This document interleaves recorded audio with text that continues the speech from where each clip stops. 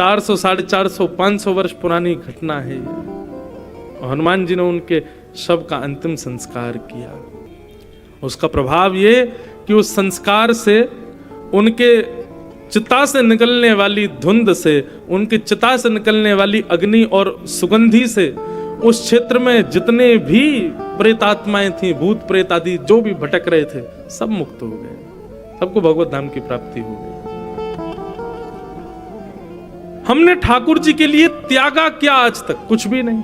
कुछ तो त्याग करके देखो ठाकुर जी के लिए। त्यागने का मतलब हमारा ये नहीं कि कुछ बहुमूल्य वस्तु का त्याग करो, एक किसी विशिष्टता को जिसके बगैर आप रह नहीं पाते, ऐसी कोई आदत है, ऐसा कोई लक्षण है, ऐसा कोई स्वभाव है, उसका त्याग करो ठाकुर जी के लिए। ठाकुर जी प्रसन्न हो जाते हैं। मेरे लिए किया इसने ऐसा। तो श्रीमद् भागवत आपको भगवान का संबंधी बनाएगी। ठाकुर जी फिर भगवान जैसे नहीं दिखेंगे, कोई ना कोई संबंध आपको उनके प्रति दिखेगा। ठाकुर जी अपने से लगने लगेंगे। ऐसी सुंदर भागवत की कथा जिसके श्रवण की इच्छा मात्र से हरिश्चित्तम समाचरित, हरि चित्त में आकर के बैठ जाते हैं, ऐसी भागवत की कथा को हम बारंबार प्रणाम करते हैं। इस प्रकार बंधुओं 3 श्लोकों में यहाँ पर मंगलाचरण किया। निगम कल्पतरोर गलितम फलम सुखमुखाद मृतद्रव संयुतम पिबत भागवतम रसमालयम मुहुर्हो रसिका भविभावुका। तीसरे श्लोक में वक्ता के लक्षण क्या होते हैं वो बताए गए। 3 श्लोकों में भागवत जी का मंगलाचरण किया और मंगलाचरण करते हुए अब सौनकादि ऋषियों ने 6 प्रश्न किए और इन्हीं 6 प्रश्नों में आगामी 7 दिन की कथा है। कौन कौन से 6 प्रश्न हैं? ये 6 प्रश्न हैं। इन 6 प्रश्नों के उत्तर सूत जी देते हैं और उससे पहले अपने गुरु को वंदन करते हैं, अपने गुरु को प्रणाम करते हैं, अपने गुरु को वंदन करते। बंधुओं, हम एक बात कहें बंधुओं, जीवन में कई लोग पूछते हैं महाराज जी गुरु का होना आवश्यक है? गुरु की दीक्षा होना ठीक है, आवश्यक है, पर उससे पहले दिशा होनी बहुत जरूरी है। गुरु की दिशा जरूर स्वीकार करो। गुरु जो आज्ञा करते हैं उन कार्यों को जीवन में करना प्रारंभ करो। ऐसी दिशा जीवन में लेकर के आओ, तब आपकी दीक्षा सफल होगी, तब आपकी दीक्षा लाभकारी होगी। गुरु का जीवन में तब होना साफल्य है। हम सब भी अपने गुरु का वंदन करें, गुरु का स्मरण करें। और भैया सबसे श्रेष्ठ गुरु यदि जीवन में कोई है तो कृष्णम वंदे जगत गुरुम। ठाकुर जी को अपना गुरु मानो। ठाकुर जी यदि गुरु पदवी पर बैठेंगे तो निश्चित है कि कल्याण होगा। ठाकुर जी को गुरु स्वरूप मानो, या फिर आपके जो गुरु हैं उनको ठाकुर जी का स्वरूप मानो, दोनों बात। अगर गुरु नहीं है तो ठाकुर जी को गुरु मानो, और यदि गुरु जी हैं तो उनको ठाकुर जी के समान मानो, उनमें कोई अंतर मत रखो। हमारे यहाँ गाते हैं गुरु की पहचान क्या है। बहुत ज्ञानी होंगे, उनका रूप ऐसा होगा, उनका स्वरूप ऐसा होगा, उनके वस्त्र ऐसे होंगे, उनका ऑरा ऐसा होगा। नहीं, ये सब प्रभाव है। प्रभाव पर नहीं रीझना है, हमें स्वभाव पर रीझना है। स्वभाव कैसा हो, सबसे पहली पहचान तो बंधुओं गुरु की यह है कि आपके चित्त में प्रश्न थे, पर जैसे ही आपने गुरुदेव को प्रणाम किया, प्रणाम करते ही आपके सारे उत्तर मिल जाएं। उत्तर बताने की भी जरूरत ना पड़े, केवल देखने मात्र से उत्तर प्राप्त हो जाए। आप कहेंगे ऐसा भी होता, निश्चित होता है, लेकिन एक बात सदैव याद रखना, गुरु का गुरुत्व प्रधान नहीं होता, शिष्य का शिष्यत्व श्रेष्ठ होना चाहिए। अगर आपके शिष्यत्व में ताकत है तो गुरु कैसा भी हो वो श्रेष्ठ ही हो जाएगा। पत्नी का पातिव्रत श्रेष्ठ हो, पति चाहे जैसा हो श्रेष्ठ हो जाएगा। पति का पत्नी व्रत श्रेष्ठ हो तो पत्नी कैसी भी हो श्रेष्ठ हो जाएगा। माता पिता कैसे भी हो, बालक आज्ञाकारी हो तो माता पिता श्रेष्ठ हो जाएंगे। बालक चाहे कैसे भी हो, माता पिता उनका पालन पोषण बढ़िया करें, बालक श्रेष्ठ हो जाएंगे। हम दूसरे से अपेक्षा क्यों करते हैं कि वो श्रेष्ठ बने? आप अपने भाव में श्रेष्ठता लाओ ना। बहुत सावधानी से सुनिएगा। कई लोग कहेंगे इस बात पर, बोले महाराज जी हम तो खूब श्रेष्ठता से अपना प्रेम निभा रहे थे, लेकिन सामने वाला ऐसा है ऐसा। तो कोई बात नहीं, दिक्कत क्या है उसमें? आप अपने कर्तव्य पर तो पूर्ण हो ना। अब सामने वाले का कल्याण हो ना हो ये उसके ऊपर निर्भर करता, आप अपना कर्तव्य निर्वहन करो। तो हमें कभी कभी ऐसा लगता है कि गुरु का गुरुत्व प्रधान नहीं होता, शिष्य का शिष्यत्व प्रधान होता है। शिष्य का शिष्यत्व श्रेष्ठ है तो गुरु अपने आप श्रेष्ठ हो जाएगा। अपने गुरुत्व को श्रेष्ठ बनाओ, शिष्यत्व को श्रेष्ठ बनाओ। सूत जी महाराज गुरुदेव के रूप में सुखदेव जी को वंदन करते हैं और वंदन करने के बाद में यहाँ कुछ उपदेश उन्होंने किए। बड़े ध्यान से सुनिएगा इन उपदेशों को। यहाँ पर एक बात कहते हैं, प्रश्न कैसा होना चाहिए। कभी भी प्रश्न करने वाले को ऐसा प्रश्न करना चाहिए जिससे समाधान मिलने पर उसका भी कल्याण हो, समाधान देने वाले का भी कल्याण हो और जो बाकी खाली बैठे उनका भी कल्याण हो। ऐसा प्रश्न होना चाहिए। ऐसा प्रश्न नहीं जिससे केवल आपका कल्याण हो जाए, बस मेरा हो जाए मंगल, चल दिए काम पर। नहीं। दूसरा, यहां पर देखो प्रश्न कैसा पूछना चाहिए वो सब बताया जाए। पहला प्रश्न, प्रश्न के अंदर ये खूबी होनी चाहिए कि बताने वाला, कहने वाला, सुनने वाला तीनों का कल्याण हो। दूसरी बात, प्रश्न के अंदर दूसरी चीज क्या होनी चाहिए, यत्कृतः कृष्ण संप्रश्नो, कृष्ण संबंधी प्रश्न होना चाहिए। ऐसा प्रश्न होना चाहिए जिसमें बताने वाले को कृष्ण से संबंध युक्त बात बोलनी पड़े। ऐसा प्रश्न करो। यत्कतः कृष्ण संप्रश्नो ये नात्मा सुप्रसिद्धति। अब लोग बात कही है, प्रश्न भेज देंगे, महाराज जी सुदामा जी के माता पिताजी का नाम क्या था, इससे क्या मिलने वाला है आपको। एक जगह मेरी कथा हुई, बोले राम जी की दादी का नाम क्या था, क्या करना आपको दादी का नाम जान के। आप केवल परीक्षा क्यों लेते हो कि इनको कितना पता है। प्रश्न ऐसा करो कि बताने वाला, सुनने वाला और सुनाने वाला तीनों का कल्याण हो। ऐसा प्रश्न होना चाहिए। और दूसरी खूबी आपके प्रश्न में होनी चाहिए कि उस प्रश्न में निश्चित ही कृष्ण का कोई चरित्र लीला आवे, ऐसा प्रश्न होना चाहिए। बाकी सब जो प्रश्न है ना बंधुओं, उनका समाधान आपको बिना पूछे ही मिल जाएगा। ये बात आप निश्चित मानिए। कल ही हमको कोई बोले कि महाराज जी हम तो बहुत प्रश्न सोच के बैठे, सब कथा में ही मिल गए उत्तर, मिल जाएंगे निश्चित है। पर कभी पूछने का मन हो तो सदैव ये दो बातें याद रखना, प्रश्न में ये दो चीजें होनी चाहिए। एक तो सबके कल्याण का विषय होना चाहिए, दूसरा उस प्रश्न में भगवद चर्चा ज्यादा हो, ऐसा भाव होना चाहिए। और सूत जी कहते हैं, आहा सवै पुंसाम परो धर्मो, सभी प्राणी मात्र का परम धर्म क्या है, अहेतुकी ठाकुर जी की भक्ति। अहेतुकी भक्ति किसको कहते हैं, चाहे कुछ हो जाए आपकी भक्ति डगमगाए ना। हमारी भक्ति कैसी होती है, जरा भी हमारी मनवांछित क्रिया ना हो तुरंत हमारी भक्ति सूक्ष्म हो जाती है। भक्ति कैसी हो, ठाकुर जी चाहे जो कर दें जीवन में, चाहे जो विडंबना जैसी परिस्थिति आ जाए, पर आपकी भक्ति उसी स्तर पर रहे जिस स्तर पर थी। इसको कहते हैं अहेतुकी भक्ति। बंधु हम लोग कैसे हैं, हमारी कोई भी चीज स्थिर नहीं रह पाती। हम संसार के लोगों से भी कहते हैं हम इससे बहुत प्रेम करते हैं, उससे बहुत प्रेम करते हैं। अरे वहां भी प्रेम खत्म होता है आपका, जब आपके विपरीत वो व्यक्ति जाता है, आपके मनोवांछित इच्छा के विपरीत वो व्यक्ति होता है, आपका प्रेम वहां भी कम हो जाता है। भक्ति तो बहुत दूर की बात है। और एक बात और कहते हैं आपसे, आप जब स्वयं को भक्त घोषित करते हो तो ठाकुर जी प्रतिज्ञा लेते हैं हर प्रकार के आपके ऊपर आपत्ति विपत्तियां डाली जाएं ताकि आपकी भक्ति टूटे। पर आप प्रयास करना कि आपकी भक्ति कभी कम ना हो। दोनों स्थिति हैं, आप भक्त बन गए और भक्त बनने के बाद में यदि प्रतिकूल जीवन हो गया तो भी भक्ति कम हो जाती है। और कई बार भक्त बनने के बाद बहुत अनुकूल जीवन हो जाए, नाम हो जाए, प्रतिष्ठा हो जाए, खूब ज्यादा पैसा हो जाए, आदि आदि सब हो जाए, तो भी भक्ति कम हो जाती है। इसलिए भैया भक्त बनने के बाद में प्रतिकूलताएं बढ़े या अनुकूलताएं बढ़े, आपकी भक्ति नहीं डगमगानी चाहिए, वो स्थिर रहनी चाहिए अपने स्तर पर। इसको कहते हैं परम धर्म, अहेतुकी भक्ति। भक्ति कभी कम ना हो। श्री कुम्मन दास जी का चरित्र आता है, अष्ट सखाओं के एक स्वरूप हुए श्री कुम्मन दास जी महाराज। बहुत ध्यान से सुनिएगा। कुम्मन दास जी की गोद में बैठ करके ठाकुर जी लीला करते थे।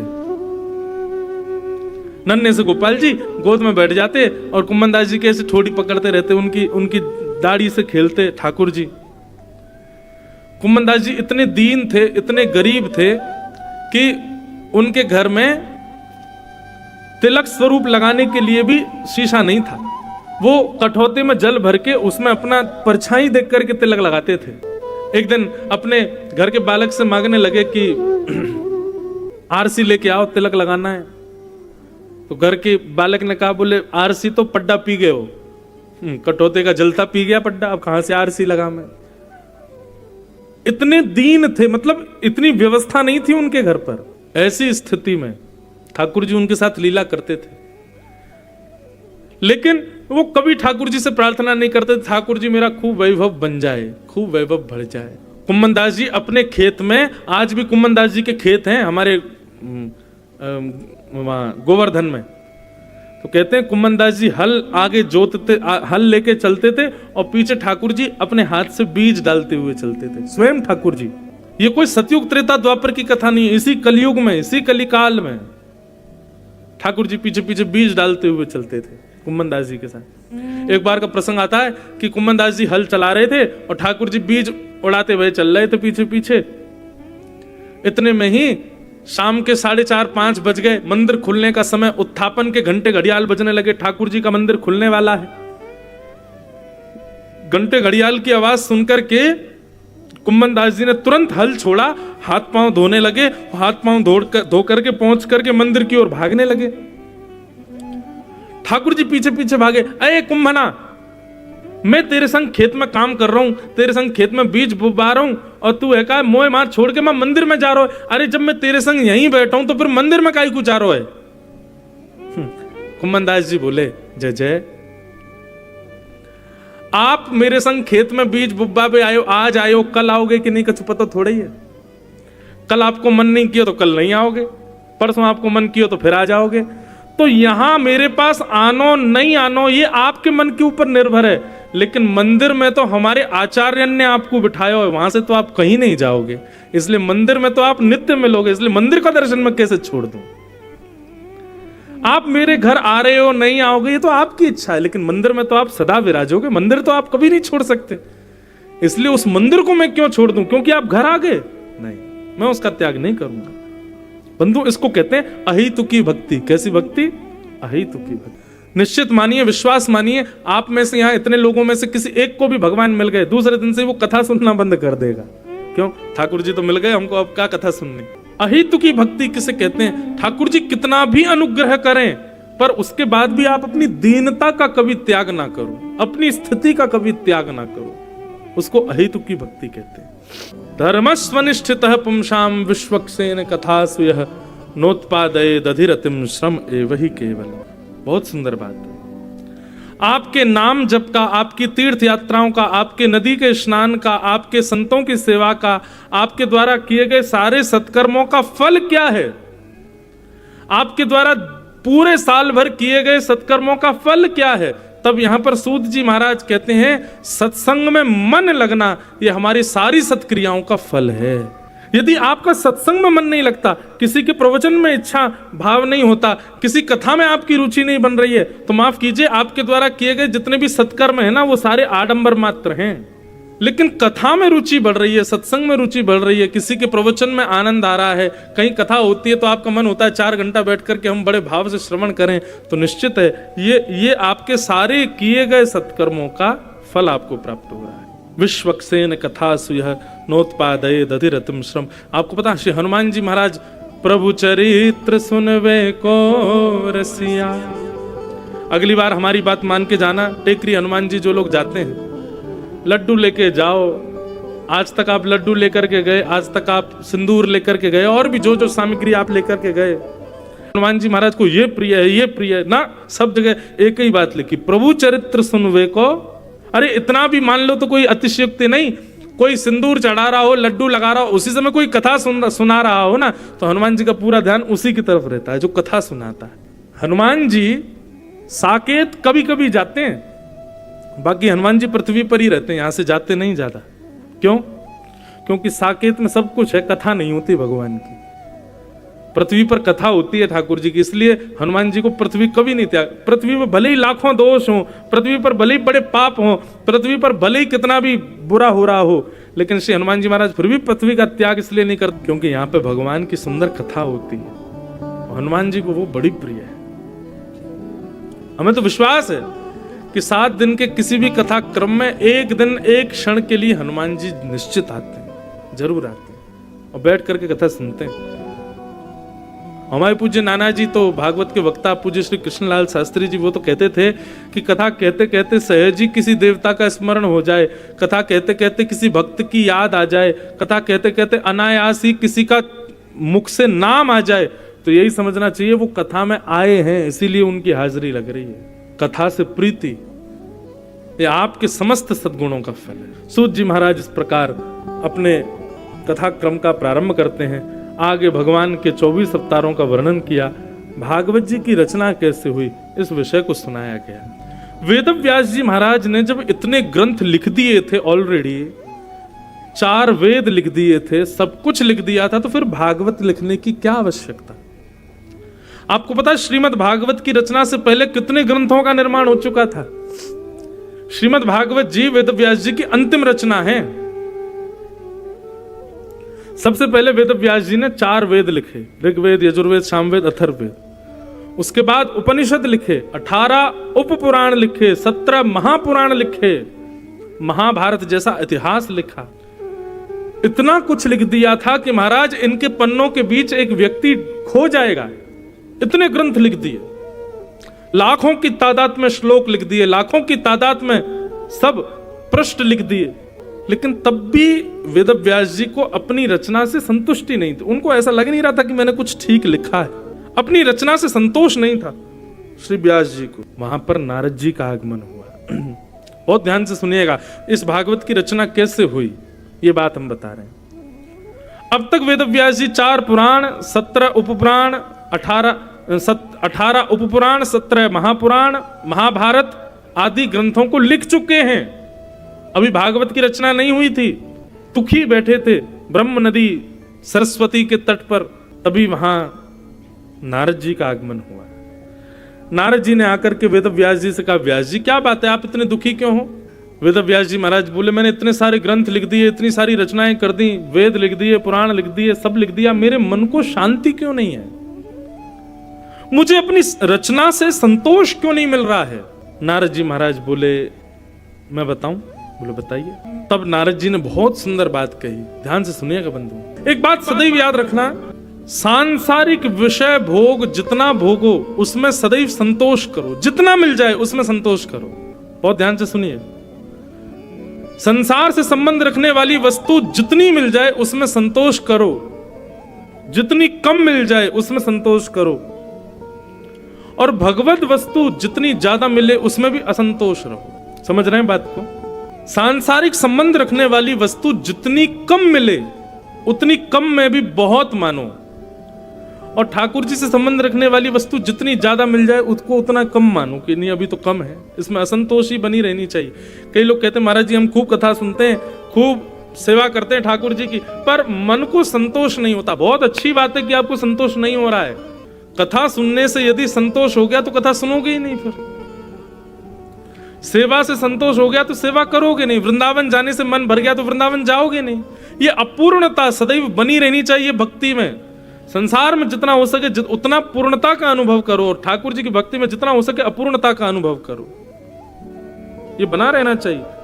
और एक बात और सुन लीजिए, बहुत ध्यान से सुन लीजिए, ठाकुर जी की सेवा में, ठाकुर जी की कथा में, ठाकुर जी से संबंधित किसी भी भाव में यदि आपको पूर्णता का अनुभव किंचित भी हो गया तो समझ लेना ठाकुर जी अब आपसे दूर होने प्रारंभ हो गए।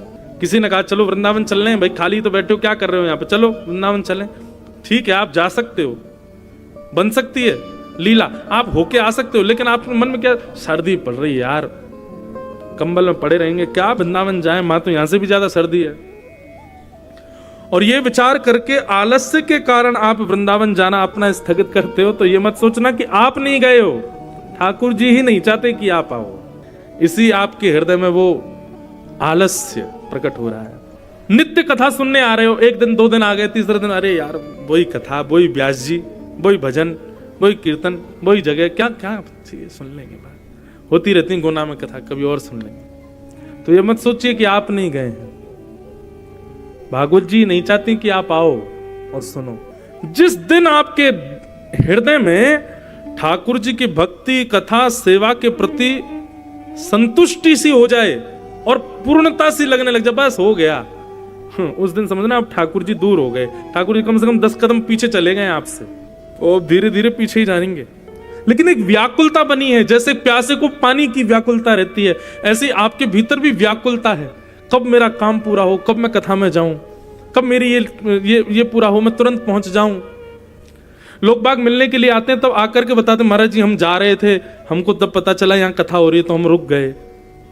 मैं उनसे तो सामने नहीं बोलता, पर मन में भाव आता है आप रुके नहीं है, ठाकुर जी ने रोका है। हमारे तो घर में महाराज जी ऐसे ऐसे ब्याह था, मैंने तो बोल दिया मैं तो उसी दिन आऊंगा, मैं तो कथा सुनूंगा, मुझे तो कथा सुननी। तब मन में भाव आता है तो ठाकुर जी चाहते हैं कि ये सुने। इसलिए भैया ये सूत्र समझ लीजिए, अगर आप वैष्णव हो तो संसार की किसी भी वस्तु के तनिक उपभोग को भी बहुत मानो और ठाकुर जी की बहुत कृपा को भी तनिक मानो, ऐसे जी।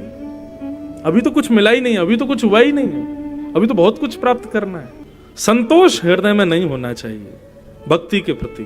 श्री नारद जी महाराज कहते हैं, एक प्रसंग याद आया मुझे, कथाओं में कहा करता हूं कभी कभी, कि जब भगवान नृसिंह प्रकट हुए खंभ भेदन करके, हिरण्यकश्यप का वध कर दिया भगवान ने। उसके बाद भागवत में वर्णन आता है कि इतना बड़ा स्तुति प्रकरण है नृसिंह अवतार में, शायद ही कोई देव बचा होगा जिसने भगवान की स्तुति नहीं